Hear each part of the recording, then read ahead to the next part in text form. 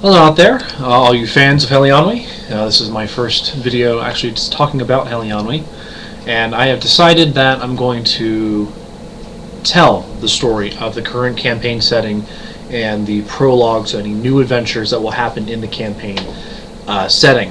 A lot of people I've tried sending the link to just in general, and they don't want to read it, so I enjoy actually telling the story. I actually wrote this and had it edited like 2 people now.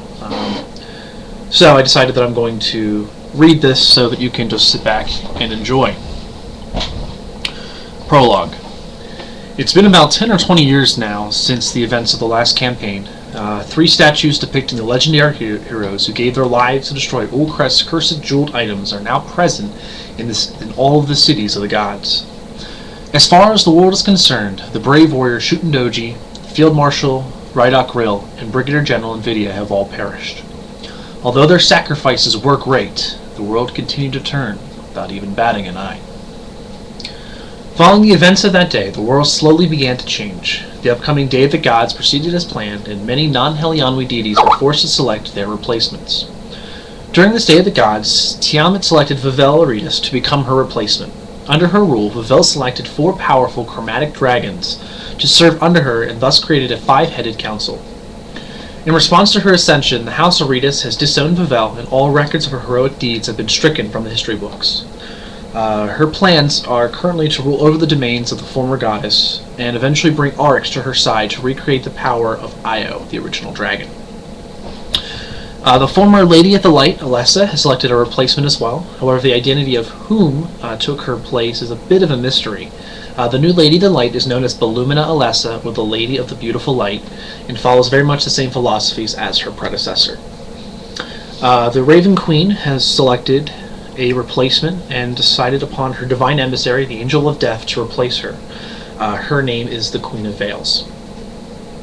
The Elven gods Coralon and Aluna have found their replacements as well in 2 elvish twins that were born under the full and aligned moons during one of the lunar tournaments, not the past one that happened in game, but the one previous that. The story goes, their mother had been attacked while within the woods of Gondua. As she was laying dying, she prayed that her children would be protected. Coralon, in his mercy, took her first child and named him Gilbius. He took the child to his clerics and told them to train him for the day that he would leave this world. However, Coralon was not aware that Gilbius had a twin sister, and the goddess of the Lesser Moon and of non-evil Drow and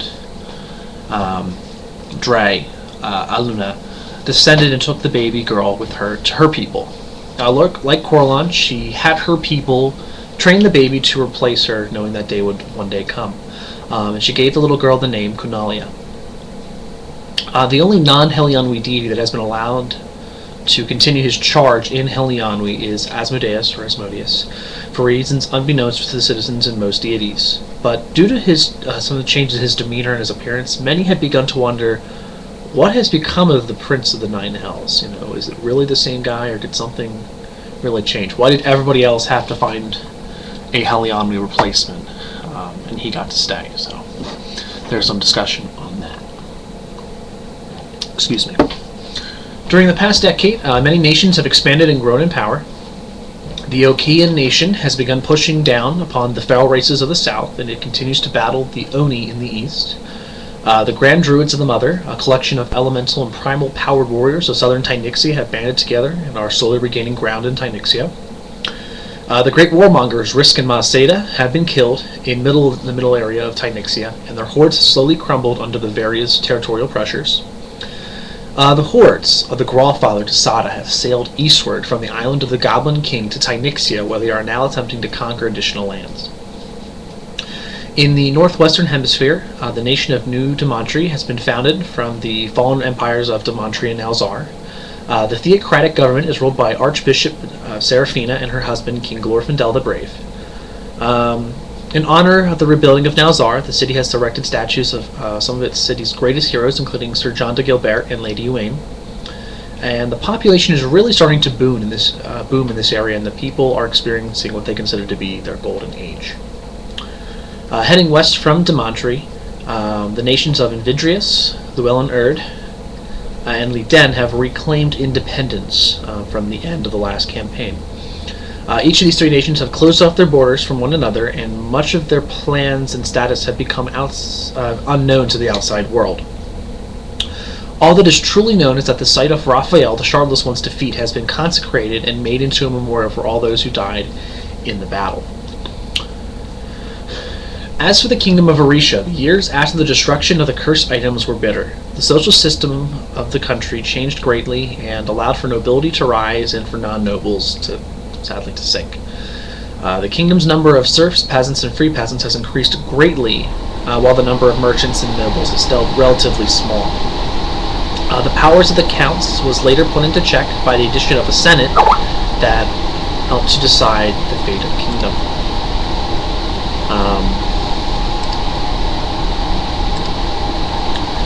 Years later, a powerful Alhun approached the king in his court and offered him a chance to strike back at the Drow for their constant meddling and the destruction of Cayden. Full of pride and arrogance, the king decided to prepare his troops for war. However, he was shocked to hear word from the Fae of the Misty Kingdoms that they would also like to join him on this crusade. In the years previous, the king of the Misty Kingdoms had seen a terrible plague brought about by the Drow that left many ill and killed others, including his third child. Under the influence of his wife, Queen Brock, the king decided to join King Arcadius in his war against the Drow. The two forces assembled and traveled with the Alhun into the Underdark, where they battled against the creatures that lurked there. The war turned out to be a bloodbath.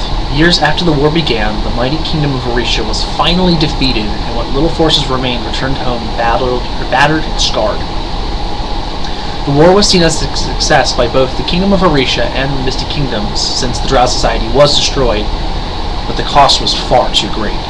It was said that less than 10% of the forces that entered into the Underdark ever returned, and those that did faced ongoing nightmares even after their return. The events of the war, however, sparked an alliance never before seen, as the king of the Misty Kingdoms formed a great bond with King Arcadius. Because of this, the borders to the Misty Kingdoms had become open to Orisha. The two kings found a new respect for one another, and as such the two made a vow on the blood of their fallen people to stand together from that day forward. After these events, the Giants of Jotun were successful in their war against the Growlfather Jasada in the north to fully reconquer their lands. And hoping to bring the continents together of Jotun and Hope under one banner, the people of Jotun extended their hands in friendship to Arcadius and decided to join the kingdom not only as allies, but as citizens. The name Kingdom of Orisha was therefore retired on that day, and the Empire of Arcadia was founded. The Empire's reaches in Queden eventually became too taxing, so it recalled all of its citizens back to Arcadia. As it was following this action, the other nations of Queden closed their borders as well. Those nations being Llewellyn-Erd, Invidrius, and Liden. As it stands now, the Empire of Arcadia is broken down into the following sections.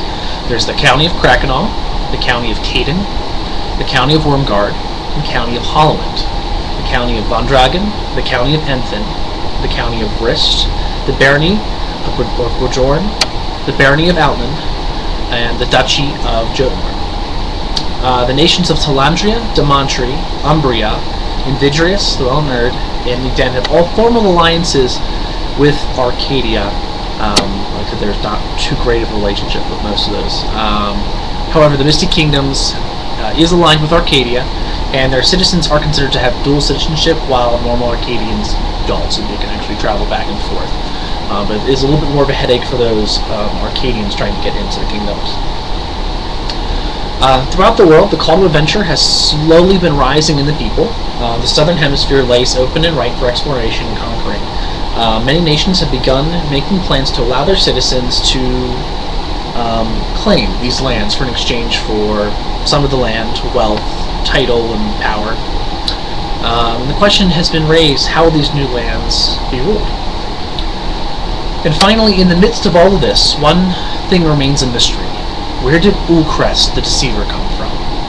Based upon the story left at the statues, the records found by various adventurers, and the reconnaissance by a strange man named Cecil, the man named Ulcrest came from an area of the world currently covered by a giant eternal hurricane that is themed to cover some sort of landmass, and all attempts to travel through the storm to the island have proven to be in vain. So, that at least is the